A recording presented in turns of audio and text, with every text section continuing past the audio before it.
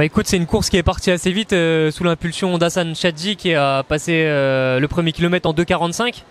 donc sur des bases un peu supérieures à 21 km/h.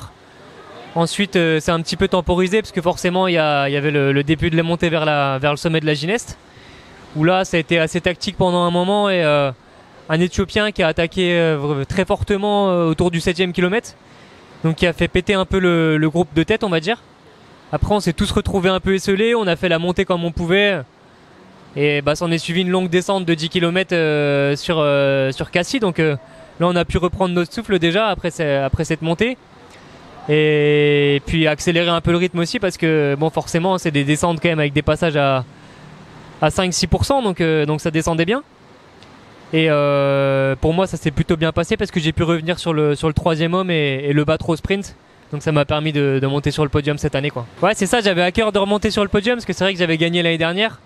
Bon cette année j'étais un peu plus juste parce que forcément avec la prépa marathon dans les pattes, il y a moins de fraîcheur et c'est plus compliqué de tirer son épingle du jeu face aux adversaires. Mais non franchement je suis satisfait, je fais un meilleur temps en plus que l'année dernière, donc c'est que du bonheur. Ouais c'est une course que j'aime beaucoup, qui ressemble aussi un petit peu aux courses cyclistes. Donc c'est des courses qu'on n'a pas l'habitude de faire dans le monde de la course à pied hein. Donc non c'est vraiment une course que j'apprécie, en plus il y a une super ambiance, on est quand même 20 000 participants, donc c'est vraiment une grande fête de la course à pied et c'est toujours un plaisir ouais. C'est ça, Marathon de Valence le 4 décembre, ça va être mon premier, donc ça fait déjà depuis le mois d'août que je prépare ça,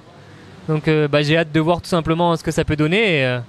et aussi apprendre pour les prochains marathons pour les prochaines années. Ouais je fais un peu ça dans l'optique des Jeux Olympiques, parce que ce serait un rêve de pouvoir concourir sur la distance. On dit souvent que c'est la distance reine quand même le marathon, donc pouvoir profiter pendant 42 km dans les rues de Paris, ce serait quand même super. Donc pour ça il faut être dans les 3 meilleurs français, aller chercher les minima pour les Jeux Olympiques, donc c'est pas fait d'avance mais c'est un projet sur 2 ans et